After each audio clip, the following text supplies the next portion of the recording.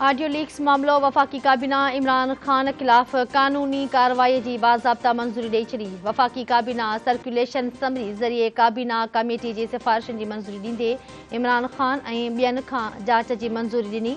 इमरान ख़ान अॻूणनि वज़ीरनि ऐं इमरान ख़ान जे अॻूणे सेक्रेटरी आज़म ख़ान खां FIA ज़रिए जांच ऐं क़ानूनी कार्रवाई जी मंज़ूरी ॾिनी वई। काबीना कमेटी सिफ़ारिश कई त ही क़ौमी सलामती जो मामिलो आहे।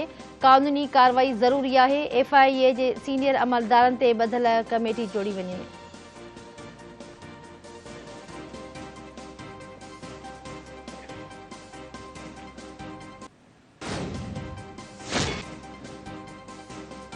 इमरान ख़ान जे गिरफ़्तारी वारंट बाबति गिरफ़्तारीअ खां अॻु वारी ज़मानत मंज़ूर। अदालत मोकल वारे ॾींहुं बि खुली वई।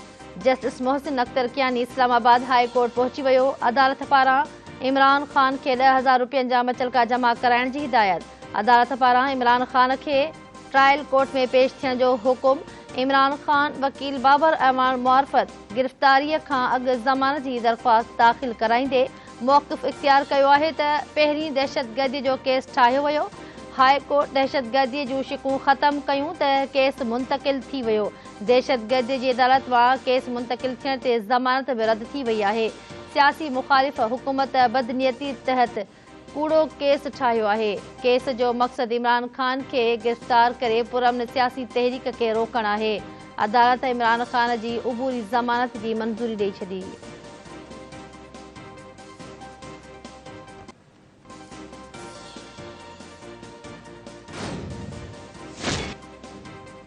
इमरान ख़ान खे अॼु आचर वारे ॾिहाड़े ज़मानत मिली आहे। छा इहा सहूलियत हर पाकिस्तानी लाइ मौजूदु आहे? इतलात जे सूबाई वज़ीर शर्जील इनाम मेमून चयो आहे त इमरान ख़ान तक़रीरुनि में सदाईं चवंदो आहे त हू गिरफ़्तारीअ खां नथो डिॼे। इमरान पंजाब ऐं KPK पुलिस जी हिफ़ाज़त हेठि छो लिकियलु आहे?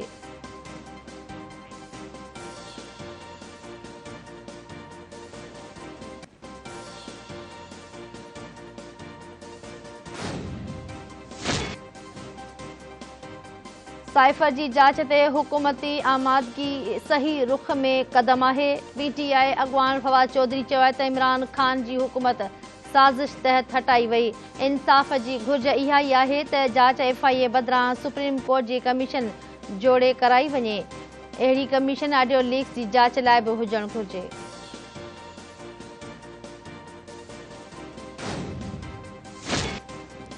घरू वज़ीर राणा सनावला इमरान ख़ान जे गिरफ़्तारी जे इम्कान खे रद्द करे छॾियो। राणा सनावला चयो आहे त इमरान ख़ान जा ज़मानत जोॻा वारंट जारी थिया आहिनि। गिरफ़्तारी जो सवाल ई पैदा नथो थिए। घरू वज़ीर मूजिबि हाई कोर्ट इमरान ख़ान ख़िलाफ़ केस ख़त्म नाहे कयो, रुॻो दहशतगर्दी जी शिक ख़त्म कई आहे। मैजिस्ट्रेट वटि केस आयो त लाज़मी हुयो त जवाबदार पेश थिए, न थियो त वारंट जारी थियणा ई हुआ। ऑडियो लीक्स बाबति कमेटी जोड़ी वई आहे। साइफ़र जी कॉपी वज़ीर आज़म हाउस खे मिली पर हाणे मौजूदु नाहे। मालूम थियो त अॻूणो वज़ीर आज़म खीसे में विझी खणी वियो आहे। इमरान ख़ान जेकी मिनट्स रिकॉर्ड करण वारो फ्रॉड कयो, उहे मिनट्स चीफ जस्टिस ऐं स्पीकर खे मोकिलिया विया आहिनि।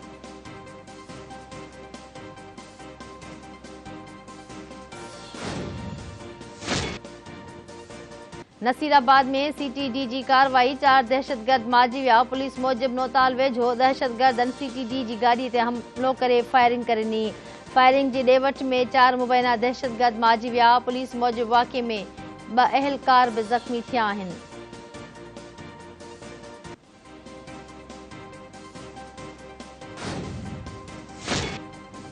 कोरोना सबबि वधीक हिकु मरीज़ हयाती विञाए वेठो। सिहत जे क़ौमी इदारे NIH मूजिबि गुज़िरियल 24 कलाकनि दौरान मुल्क में कोरोना जा वधीक 39 नवां केस साम्हूं आया आहिनि।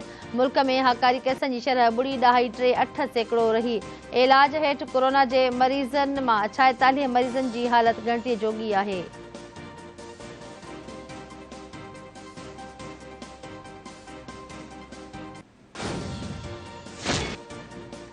ठटे वेझो गुजूलग प्लाट जे तकरार तां झेड़ो मामे नौजवान भाणेजे खे क़त्ल करे छॾियो। पुलिस मूजिबि नजू कातियार रिपीटर जा फायर करे 30 वरियनि जे नौजवान भाणेजे मोहम्मद कातियार खे क़त्ल करे छॾियो। पुलिस नौजवान जो लाश अस्पताल मुंतक़िल करे छॾियो।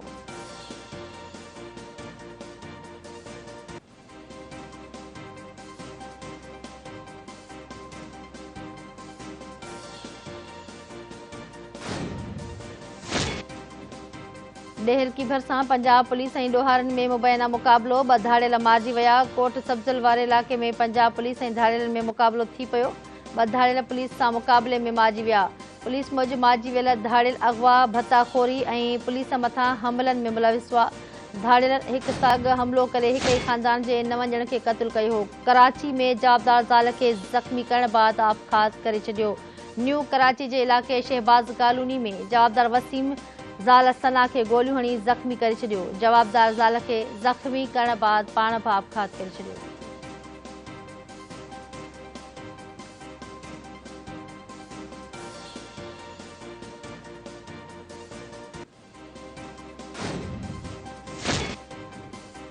इंडोनेशिया जे गादी वारे शहर जकार्ता में फुटबॉल मैच दौरान हंगामो 129 ॼणा मारिजी विया।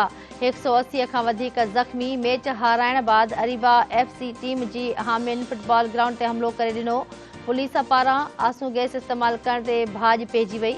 ॿारनि ऐं पुलिस अहलकारनि समेत 129 ॼणा मारिजी विया। मक़ामी इंतिज़ामिया मूजिबि घणियूं फ़ौतगियूं साहब ॿुसाटजण ऐं भाॼ दौरान लताड़जण सबबु थियूं आहिनि।